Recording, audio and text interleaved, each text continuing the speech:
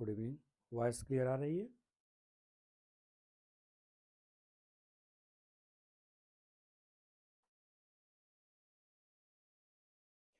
हमारी वॉइस आप क्लियर सुन पा रहे हो?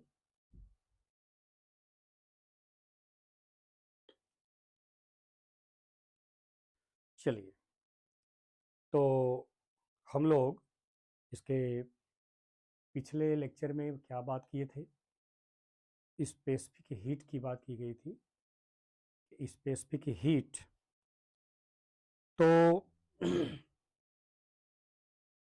वहाँ पर आपने अमाउंट कितना डिफाइन किया था सब्सटेंस का? 1 ग्राम अमाउंट आपने लिया था, और 1 ग्राम अमाउंट के टेम्परेचर को 1 डिग्री सेल्सियस रेज करने के लिए अमाउंट ऑफ हीट जो रिक्वायर्ड होती है, that is called specific heat. Heat की यूनिट हम लोग सीख चुके हैं, हीट की यूनिट जूल, और वहाँ पर आपने अमाउंट को ग्राम में डिफाइन किया हुआ है, तो वो हो जाएगा पर ग्राम, और उधर हो जाएगा टेम्परेचर आपका 1 डिग्री राइज करना है तो केल्विन में लिखना होगा तो पर केल्विन, और अगर डिग्री सेल्सियस में लिखना होगा तो पर डिग्री सेल्सियस। ठीक है, अब आप देखो, नेक्स्ट जो हम लोगों ने हेड लिया हुआ है, इसका मीनिंग हम लोगों को समझना है, वह है molar, sorry heat capacity, not molar, heat capacity लिया गया है शायद। तो आए हम लोग टॉपिक को आगे बढ़ाते हैं। हीट कैपेसिटी, हीट कैपेसिटी शायद नोटेशन कैपिटल सी आपको बताया गया था, capital C. What is the meaning of heat capacity? तो बच्चे और थोड़ा सीखिएगा इसको, मेमोरी में लाने के तरीका। डेफिनेशन तो आप डायरेक्ट लिख लोगे, पर इसको रियलाइज कैसे करोगे आप? आपके पास एक सब्सटेंस है, और इस सब्सटेंस का एनी अमाउंट इमेजिन करिएगा आप, एनी अमाउंट, 1 ग्राम 2 ग्राम 1 ग्राम कर दिया तो पर्टिकुलर हो जाएगा, उसके बाद व्हाट्सो एवर। ठीक है, एनी अमाउंट ऑफ सब्सटेंस लेंगे, इसके टेम्परेचर को भी 1 डिग्री सेल्सियस या 1 डिग्री का रेजिंग करनी है। ठीक है, अब उसके लिए जितने हीट की रिक्वायरमेंट होगी, अब आप ध्यान से समझिएगा, पिछले लेक्चर स्पेसिफिक हीट और इसमें डिफरेंस क्या मिल रहा है, दोनों की कहानी कुछ वैसा ही है, बस वहां क्या हुआ, आपने डिफाइन कर दिया 1 ग्राम में, वो स्पेसिफिक हो गया। यहां पर एनी अमाउंट लगा दिया, एनी अमाउंट ऑफ सब्सटेंस है, उसके टेम्परेचर को 1 डिग्री सेल्सियस आपको रेज करनी है। इसके लिए वो जितनी हीट को एब्जॉर्ब कर लेगा, या आप उसको जितनी हीट सप्लाई कर देंगे, वही आपका कहलाएगा हीट कैपेसिटी। इन दोनों का अलग अलग मीनिंग, जो जनरल वर्ड मीनिंग आप याद करते हो उसी को ले लो। हीट हो गया और कैपेसिटी, यानी एक सब्सटेंस है वो उसके अंदर कितनी कैपेसिटी है कि हीट को एब्जॉर्ब कर ले, और हीट को इस तरीके से एब्जॉर्ब कर ले कि उसके टेम्परेचर में मात्र 1 डिग्री का राइज हो। तो हम बोलेंगे कि इस सब्सटेंस की हीट कैपेसिटी अधिक है, इस सब्सटेंस की हीट कैपेसिटी कम है। इसका मीनिंग ये हुआ कि एक substance high amount of heat को एब्जॉर्ब कर रहा है, स्टोर कर रहा है, और उसके टेम्परेचर में मात्र 1 डिग्री का रेजिंग हो रही है। दूसरा सब्सटेंस है वह भी हीट को एब्जॉर्ब कर रहा है, 1 डिग्री टेम्परेचर का राइज हो रहा है, लेकिन पहले वाले के कंपेरिजन में ये कम अमाउंट ऑफ हीट को एब्जॉर्ब किया और इसके टेम्परेचर 1 डिग्री रेज कर गया। इसका मतलब हो गया कि हीट कैपेसिटी इज कंपैरेटिव, यानी ये तुलनात्मक है, ये कंपैरेटिव है। दो सब्सटेंसों का आपस में कंपेयर किया जा सकता है। कौन ऐसा सब्सटेंस है जो अधिक हीट को एब्जॉर्ब करके स्टोर कर ले और इतना स्टोर कर ले कि उसके टेम्परेचर में मात्र 1 डिग्री का रेजिंग हो। दूसरा सब्सटेंस कम हीट को एब्जॉर्ब करके ही उसके टेम्परेचर में 1 डिग्री की रेजिंग हो जाती है। इसलिए हम लोग कहते हैं कि heat capacity is actual capacity absorb and store the heat, absorb and store the heat. जैसे होता है ना, खाना खाना खाना और उसे पचाना, खाना खा करके पचाना। किसी की कैपेसिटी है 2 रोटी खा करके पचाएगा, आप ही में जितने लोग बैठे हुए हैं उसमें कोई ऐसा भी होगा जो 8-10 रोटी खाकर पचा जाएगा, उसकी कैपेसिटी अलग है। बात खाने की नहीं है, खाने का 10 रोटी सब खाएगा, खा सकता है, लेकिन बात होती है कि 10 रोटी खाने के बाद वो पचा पाएगा कि नहीं पचा पाएगा। मैटर ये होता है। In the same way heat her substance absorb करेगा, लेकिन कौन इतना एब्जॉर्ब कर ले कि अधिक से अधिक एब्जॉर्ब कर ले, उसके टेम्परेचर में मात्र 1 डिग्री का राइज हो, तो इसलिए कहा जाता है कि हीट कैपेसिटी इज कंपैरेटिव। तो बच्चे इसको डेफिनेशन में सेट किया जाए तो क्या होगा, आप ये कहोगे कि the amount of heat required to raise और to raise the temperature of any amount of a substance through 1 degree Celsius, through 1 degree you can say, is called heat capacity। ठीक है बच्चे, हीट कैपेसिटी एनी अमाउंट की बात आ गई। यहाँ पर temperature में राइजिंग कितना होगा ये भी आपको बता दिया, 1 डिग्री का राइजिंग होना है। ठीक, तो इस तरीके से हीट कैपेसिटी और स्पेसिफिक हीट, स्पेसिफिक टर्म क्यों लगा, क्योंकि वह आपने ग्राम में अमाउंट को डिफाइन कर दिया हुआ है, दैट्स व्हाई द स्पेसिफिक। और यहाँ पर आपका हीट कैपेसिटी लग गया, यहाँ अमाउंट डिफाइन नहीं है, यानी वही हीट स्पेसिफिक हीट जो है वो टाइप ऑफ हीट कैपेसिटी के रूप में, लेकिन बस वो स्पेसिफाई कर दिया गया है। तो heat capacity is the amount of heat required to raise the temperature of any amount of substance through 1 degree Celsius is called heat capacity। बोलो बच्चे, आर यू श्योर? हमारा लैंग्वेज, हमारा फिजिकल रिप्रेजेंटेशन, हमने जो आपको एक्सप्लेन किया वो समझ में आया कि नहीं आया? हो तो मैं डेफिनेशन लिखा दूं इसका।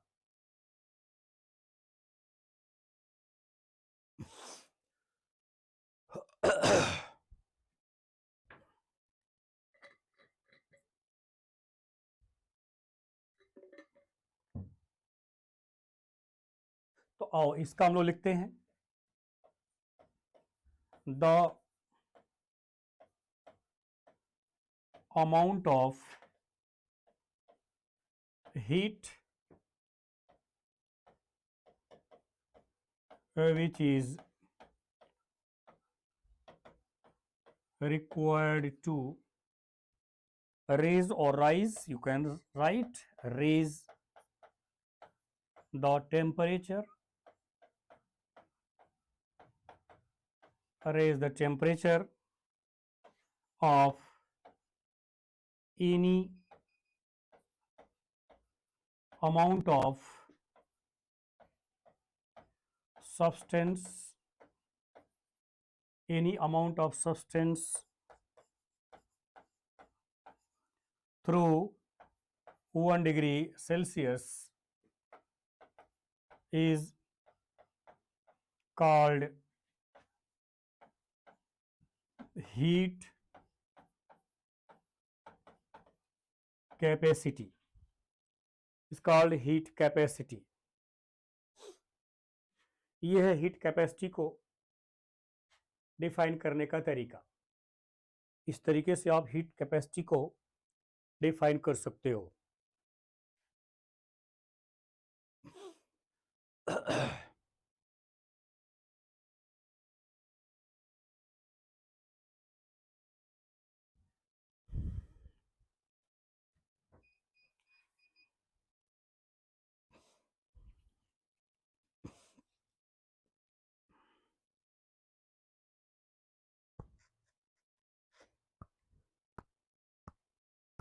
कंप्लीट हो जाए तो बताइएगा हीट कैपेसिटी की कहानी।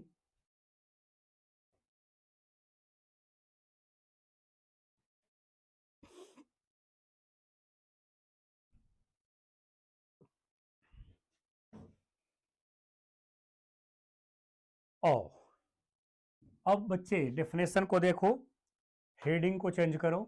डेफिनेशन जो है उसी को देखो और हेडिंग चेंज कर दो।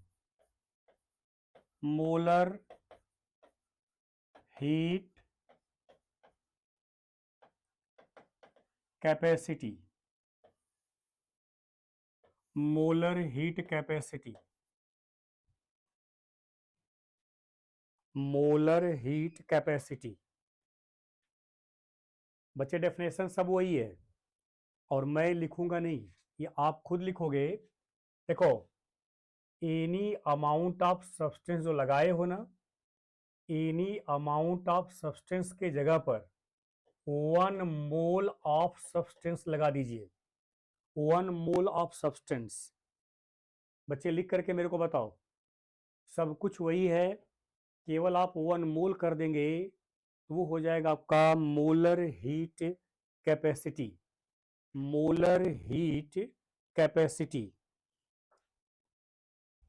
लिख करके तब मेरे को बताओ।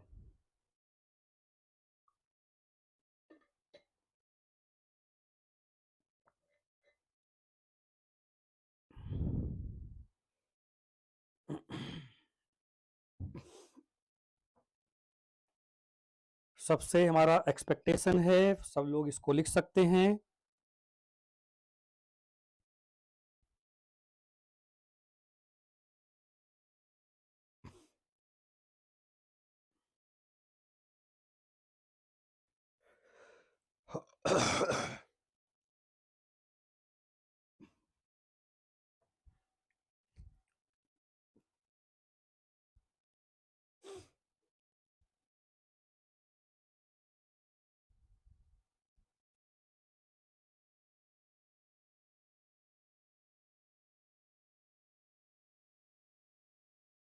Okay, very good. आइए तब ऐसे याद करने के लिए मैं लिख रहा हूं, आप भी मेरे साथ ये लिखिएगा, molar heat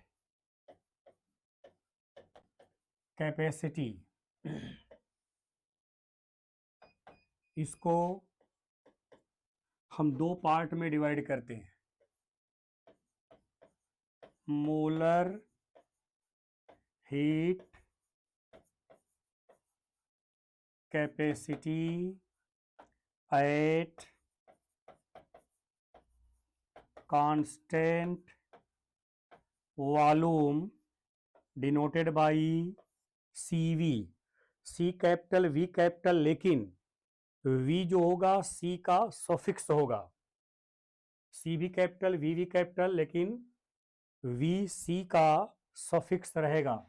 molar heat capacity at constant volume, और दूसरा आपका molar heat capacity at constant pressure CP, CV and CP। यानी मोलर हीट कैपेसिटीज हमारे पास हो गई 2 टाइप्स की, molar heat capacity at constant volume and molar heat capacity at constant pressure. Molar heat capacity at constant volume और molar heat capacity at constant pressure.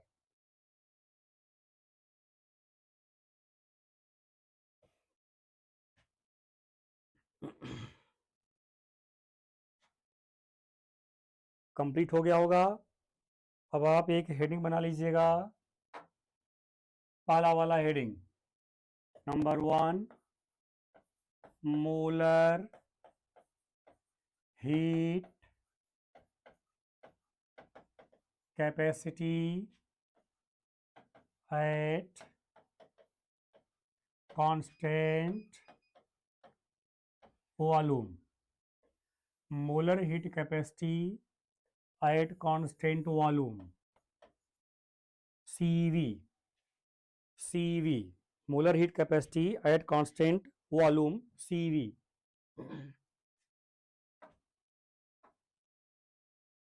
आओ, इसको कुछ नहीं करना है, सब आपके पास आपने लिखा हुआ है, बस लास्ट में क्या जोड़ देना, एट कांस्टेंट वॉल्यूम। डेफिनेशन वैसे ही रहेगा, अंत में जाकर क्या जोड़ देना, एट कांस्टेंट वॉल्यूम। यही करना है आपको। तो डिफाइन कर लो कि the amount of heat required to raise the temperature of 1 mole of a substance through 1 degree Celsius at constant volume is called molar heat capacity at constant volume, CV. तो define कर लो, the amount of heat required to raise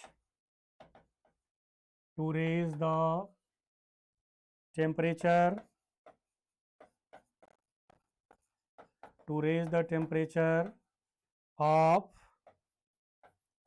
1 mole of a substance, 1 mole of substance through 1 degree Celsius at constant volume is called CV. सीधे लिखो, CV is called CV.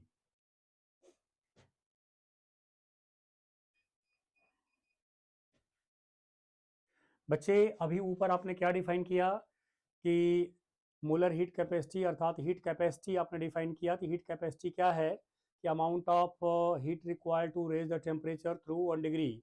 ठीक है, इसका मतलब क्या होगा, हीट सप्लाई करोगे टेम्परेचर चेंज होगा बच्चे, हीट सप्लाई करने पर टेम्परेचर चेंज होगा।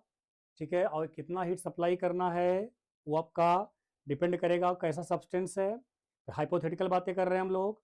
तो अब यहाँ पर जो टेम्परेचर चेंज होगा, अगर उन दोनों को हम बात यहाँ पर लाएं, हमारे पास जानते हो यहाँ सीधे लिखिएगा, we know that heat capacity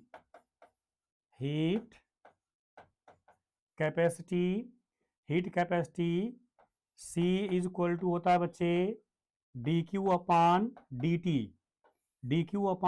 heat capacity, वहां पहले फॉर्मूला नहीं लिखा था क्योंकि जरूरत यहाँ पर थी, इसलिए मैंने यहाँ पर लिखा। यहाँ देखें, ये आपके पास dQ/dt यानी हीट कैपेसिटी को हम डिफाइन कर रहे हैं dQ/dt। अब यहाँ पर dQ और dt क्या है, dQ इनफाइनेटेसिमल अमाउंट ऑफ हीट, बहुत ही सूक्ष्म अमाउंट ऑफ हीट यहाँ पर है, स्मॉल अमाउंट ऑफ हीट है। जब आप small amount of heat supply करेंगे तो स्मॉल चेंज इन टेम्परेचर होगा, स्मॉल चेंज इन टेम्परेचर तो इनफाइनेटेसिमल अमाउंट ऑफ हीट है, इनफाइनेटेसिमल चेंज इन टेम्परेचर है। ठीक है, अब बच्चे देखो क्या कह रहा है कि अगर यही कंडीशन क्या कर दिया जाए, कांस्टेंट वॉल्यूम कर दिया जाए, यानी जो कुछ भी घटना आप कर रहे हो, जो कुछ एक्सपेरिमेंट आप कर रहे हो, when ever volume remains constant, volume kept constant, तब यही कहानी क्या होता है, ध्यान समझिएगा सब लोग।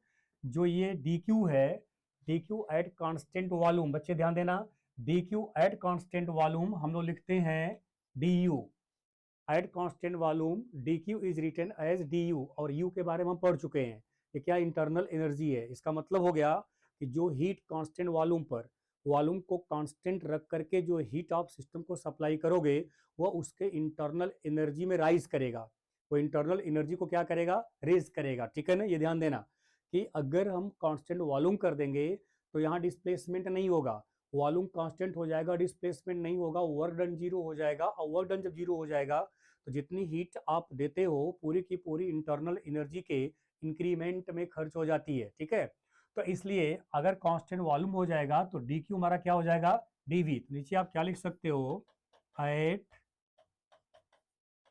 Constant volume dQ is equal to क्या होता है बच्चे, du होता है, dK इज इक्वल टू क्या होता है बच्चे, du।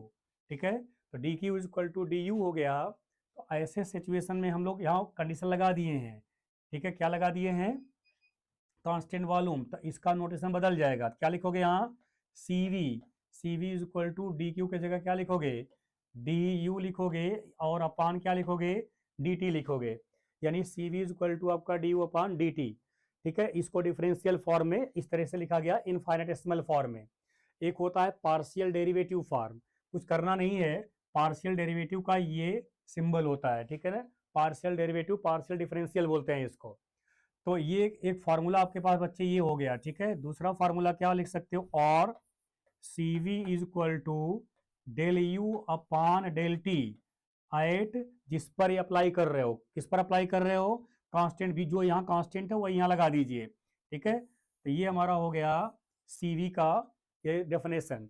तो अब आप क्या कह सकते हो कि the rate of increase of internal energy, ध्यान देना, the rate of increase of internal energy with respect to temperature at constant volume is called CV।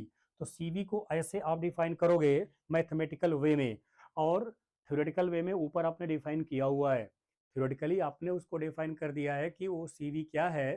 तो सब कुछ वही है, एक मोल सब्सटेंस होगा, टेम्परेचर राइज करना 1 डिग्री है, हीट जो भी सप्लाई करोगे कांस्टेंट वॉल्यूम पर करना है, और उस दौरान जो भी हीट कैपेसिटी होगी वही कहलाएगी आपकी molar heat capacity at constant volume, that is CV।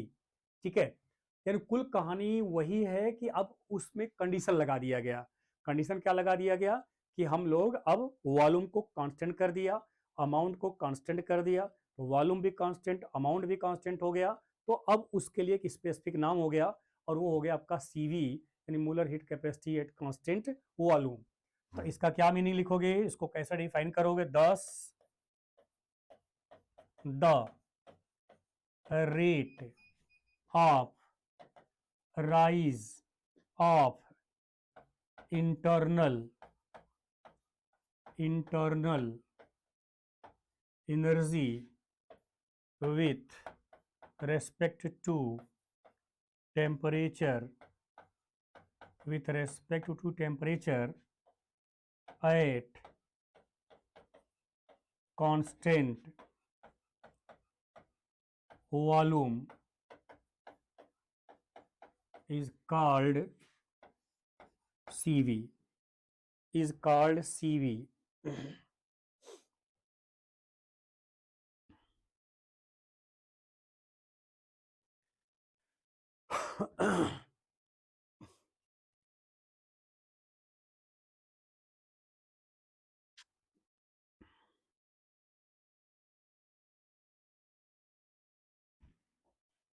Complete हो जाए तो रिप्लाई करिएगा, तब दूसरा वाला आप डेफिनेशन खुद से लिखेंगे, दूसरी वाली हेडिंग बनाएंगे और खुद से उसका डेफिनेशन लिखेंगे आप।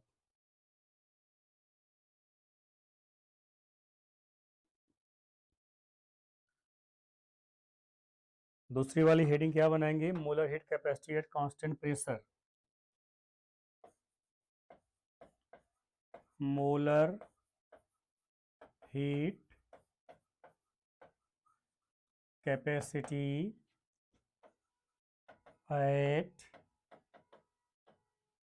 Constant pressure,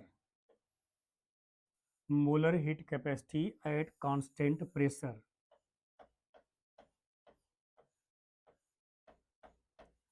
molar heat capacity at constant pressure. Define करिए खुद से, पूरा का पूरा कॉपी करना है, बस केवल कंडीशन अप्लाई कर देना है।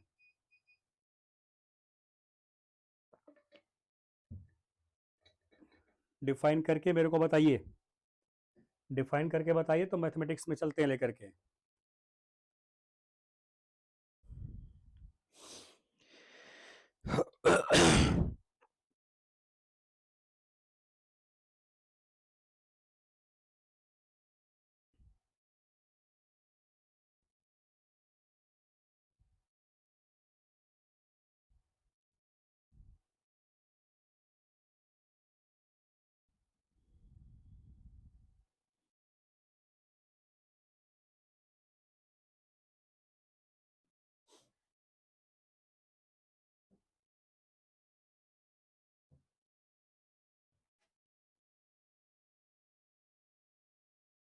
चलो, मैं उम्मीद करता हूँ डिफाइन कर लिए होंगे सब लोग।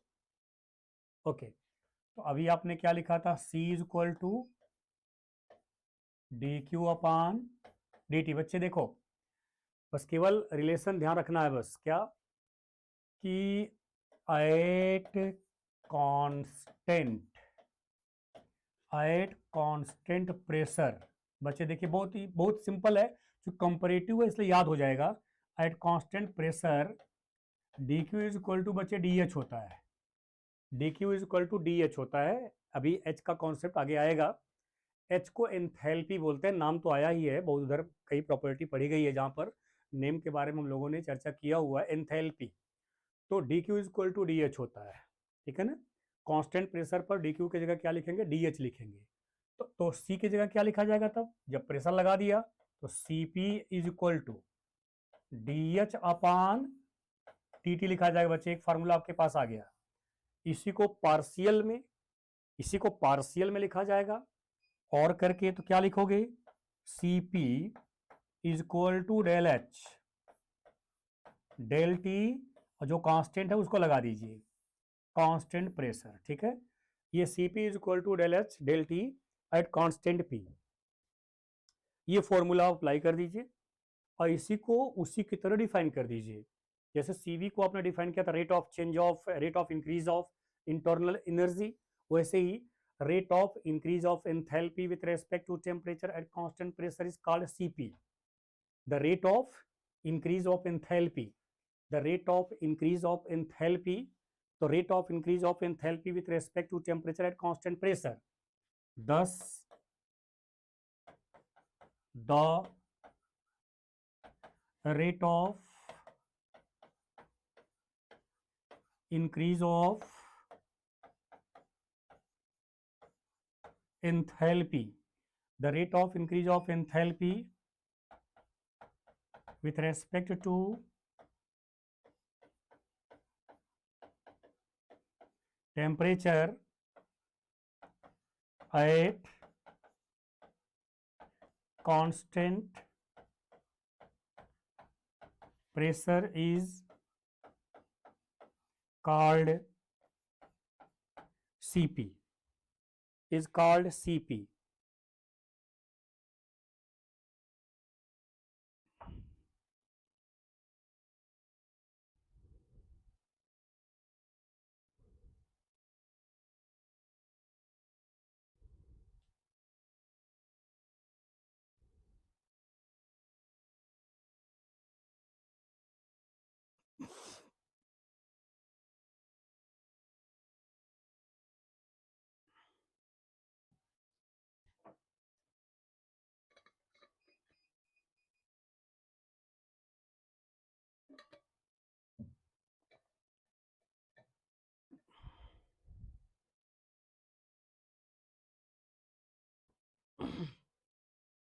कंप्लीट हो गया, कंप्लीट हो गया।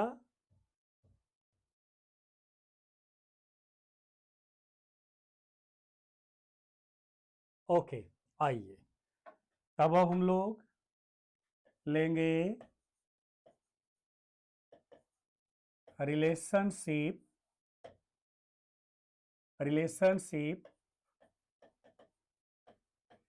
Between Cp and Cv, relationship between Cp and Cv।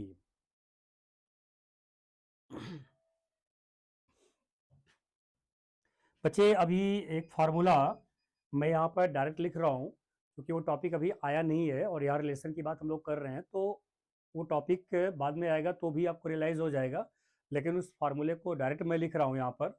तो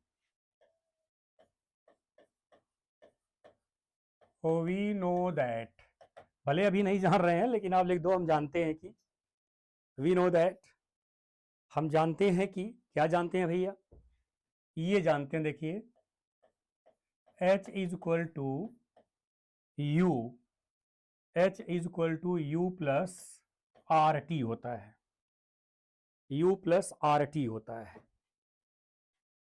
ठीक है। कैसे होता है बच्चे, देखो जरा, मैं यहां पर थोड़ा सा लिख रहा हूं, साइड में लिखिए आप भी।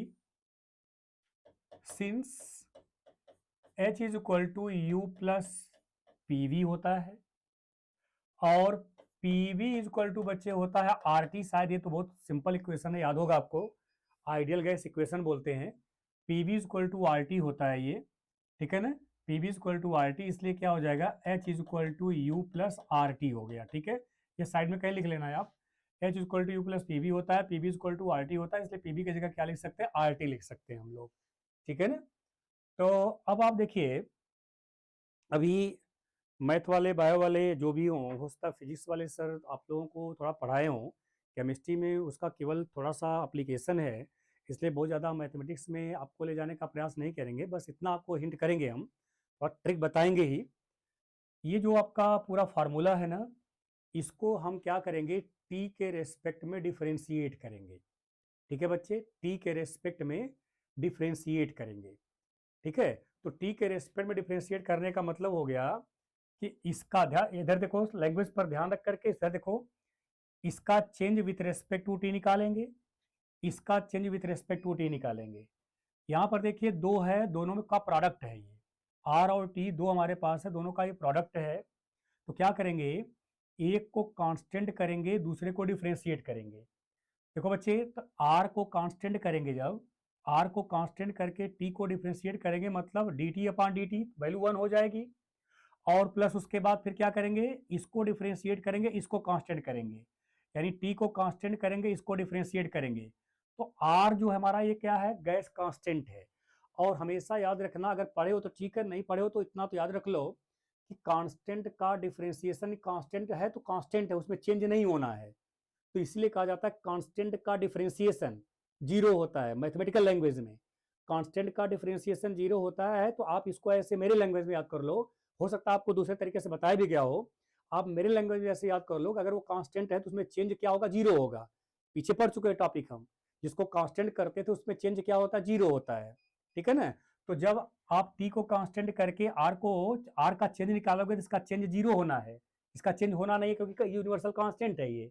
तो इसलिए क्या करेंगे, पूरे क्वेश्चन को डिफ्रेंशिएट जब करेंगे, हमारा ये हो जाएगा D H upon D T और D U upon D T हो जाएगा, प्लस इसको कांस्टेंट करेंगे इसका, यानी हम लिखेंगे R D T upon D T plus, अब टी टी फिर लिखेंगे क्या, D R upon D T. चूंकि डी आर ये चेंज होगा नहीं, ये वैल्यू बच्चे क्या हो जाएगी, जीरो हो जाएगी, ठीक है ना। इसको ऐसे लिखोगे D H D T D U D T plus R, और ये वैल्यू क्या हो गई, 1 हो गई, मल्टीप्लाइड बाई 1 प्लस ये वैल्यू जीरो हो रही है, ये वैल्यू जीरो, तो zero divided by something zero, बोलो zero divided by something zero.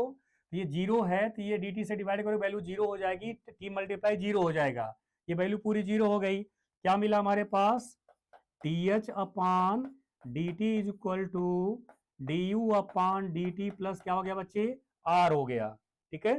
ये देखिए आपके पास, जरा देखो ऊपर, अभी जस्ट जस्ट अभी पढ़ा गया, क्या ये वैल्यू सीपी है कि नहीं है, आपने लिखा है ऊपर, ये वैल्यू सी आपका सीवी है कि नहीं है, आपने लिखा हुआ है। हमारे पास क्या आ जाएगा बच्चे, ये आ जाएगा CP is equal to CV plus R. इसी को लिखते हैं, v को इधर लाओ, CP minus CV is equal to क्या हो जाएगा बच्चे, आर। ये होता है रिलेशन, सीपी और सीवी का रिलेशन ये देखने के लिए हम लोगों को मिलता है।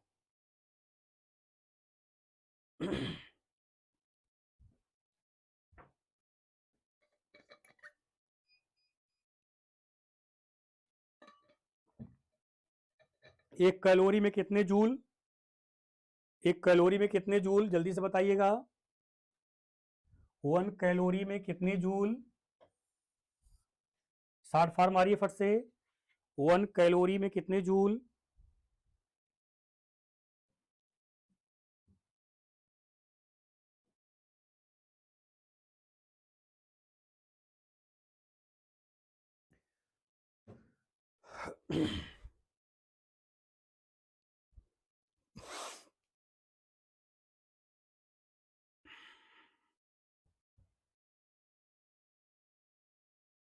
1 कैलोरी इज इक्वल टू 4.2, सुविधा के लिए, हाँ 4.184 जूल।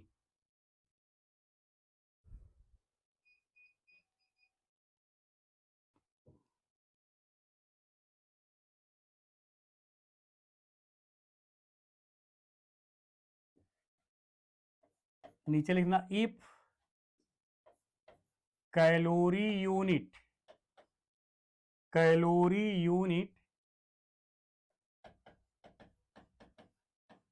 इज टेकन, देन बच्चे R is equal to 1.99 calorie पर केल्विन पर मोल। 1.99 कैलोरी पर केल्विन पर मोल। हमारे पास क्या लिख सकते हैं, Cp minus Cv is equal to 1.99, ठीक है, ये कैलोरी पर केल्विन पर मोल। ठीक, ये रिलेशन याद रख लीजिएगा इसको। If joule unit is taken, if joule unit is taken, then R is equal to, अब इसी में क्या करना है, इसी में आपने अभी बताया ना, आपने वैल्यू बताया ना, उसी का मल्टीप्लाई कर दीजिए इसमें। इसी में 4.2 है नहीं, 4.184 का मल्टीप्लाई कर दीजिए आप, ठीक है। मल्टीप्लाई कर देंगे तो आपके पास लगभग 8.314 आ जाएगा। 8.314 जूल पर केल्विन पर मोल बच्चे। तो क्या हो जाएगा, Cp minus Cv is equal to 8.314 joule पर केल्विन पर मोल। जूल पर केल्विन पर मोल, ये वैल्यू आ जाएगी आपके पास।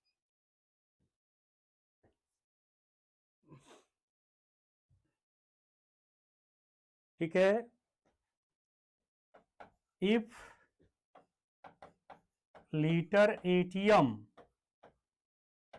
unit is taken, liter ATM unit is taken, then R is equal to 0.0821 liter ATM पर केल्विन पर मोल, ये वैल्यू आपका। तो क्या हो जाएगा, Cp minus Cv is equal to 0.0821 litre ATM पर केल्विन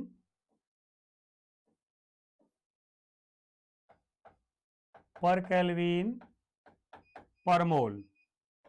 ये आपके पास आ गए 3 रिलेशन, Cp और Cv के बीच का 3 रिलेशन आपके पास मैंने रख दिया।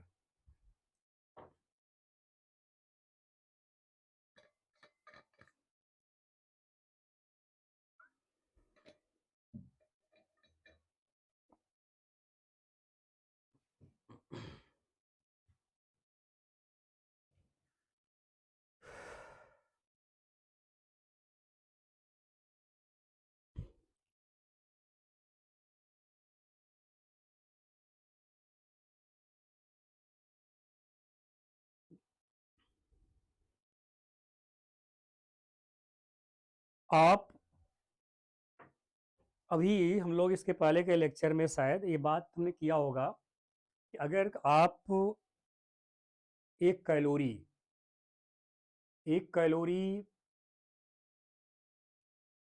हीट खर्च करते हो तो कितना जूल वर्क होगा, ये मैंने आपको बता रखा है, कितना जूल वर्क होगा। एक कैलोरी हीट खर्च करने पर कितना जूल वर्क होगा, हमने हिंट किया था, शायद इस बात को बताया होगा। 1 कैलोरी अगर हीट आप खर्च करते हो तो कितना जूल वर्क होगा।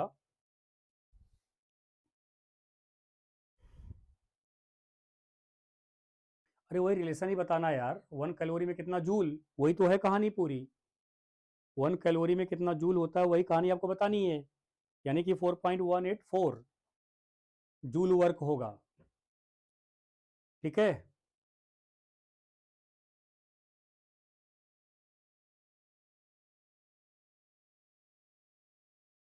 यही ना। तो जरा यहाँ देखो, अगर शब्दों में कहना हो इस बात को, इधर जो भी एक जगह कहीं कह दीजिए आप। जैसे ये देखो, ये है ना, ये जूल में आ गया नहीं है, जूल पर कैलोरी पर मोल, जूल आया कि नहीं इसमें, जूल टर्म आपके पास है वर्क के लिए। इसका मतलब क्या हुआ, सीपी और सीवी का जो डिफरेंस है, सीपी और सीवी का जो डिफरेंस है वह 1 डिग्री, 1 डिग्री टेम्परेचर राइज करने पर वर्क डन के इक्वल होता है।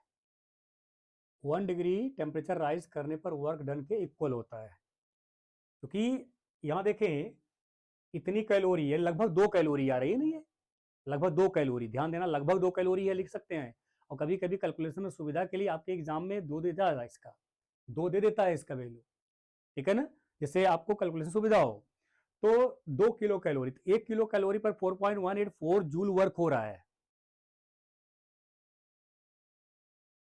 ठीक है, तो ऐसे सिचुएशन में अब आप कहेंगे कि यहाँ तो यूनिट और लगा हुआ है, बड़ा आसान है। देखो, चीजों को सोचने की बात है। ये बताओ, यहां जो आपने लिया था इस केस में, यहां पर भी तो आपका कुछ यूनिट होगी ना, कैलोरी पर केल्विन है कि नहीं, जरा देखो फार्मूले में, केल्विन, केल्विन है कि नहीं है, कैलोरी भी है केल्विन भी है। अरे भाई, Q D Q upon D T लिखे हो कि नहीं लिखे हो आप, D Q upon D T लिखे हो, उधर हो गया कैलोरी में और नीचे हो गया आपका केल्विन में, या उसको जूल में लेकर चले आओ, जूल में चले आओ तो आपके पास केल्विन है कि नहीं वहां पर है, बोलो। तो ऐसे सिचुएशन में जो यूनिट्स आपके पास हैं, वो यूनिट जो केल्विन और पर मोल कैंसिल हो जाएंगे, आपके पास क्या मिलेगा, जूल वाला मिलेगा केवल।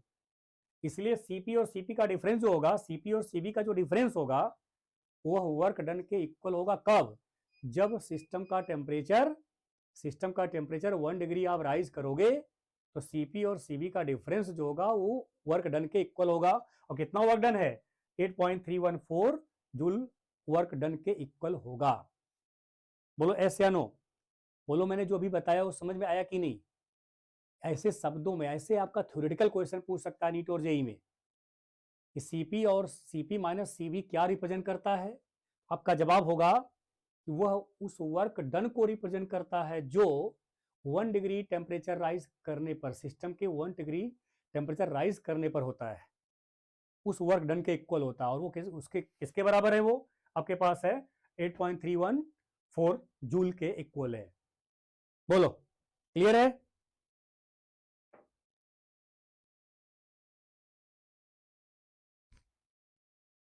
बच्चे, आर श्योर, आज की कहानी आपको समझ में आ गई, प्लीज रिप्लाई। ओके, तो आज का लेक्चर यहीं पर हम लोग एंड करते हैं। आगे की कहानी अगले लेक्चर में, और कहानी बता दे रहा हूँ क्या हम लोग स्टडी करने चलेंगे। अब हमारा टारगेट होगा, पहले एंथैल्पी पढ़ लें, एंथैल्पी पढ़ लेंगे, उसके बाद तब हम लॉज ऑफ थर्मोडायनेमिक्स के बारे में बात करेंगे। पहले एंथैल्पी के बारे में जानेंगे, उसके बाद फिर laws of thermodynamics, zeroth law, first law, ये मेन आपका है। उसके बाद थोड़ा सा इंट्रोडक्शन सेकेंड और थर्ड लॉ का हम आपको देंगे। Okay, thank you.